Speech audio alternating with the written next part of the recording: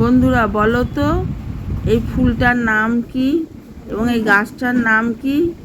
তোমরা বলতে পারবে? ইউটিউবের সব বন্ধুদের কাছে আমি জানতে চাইছি এই গাছটার নাম কি আর ফুলটার নাম কি।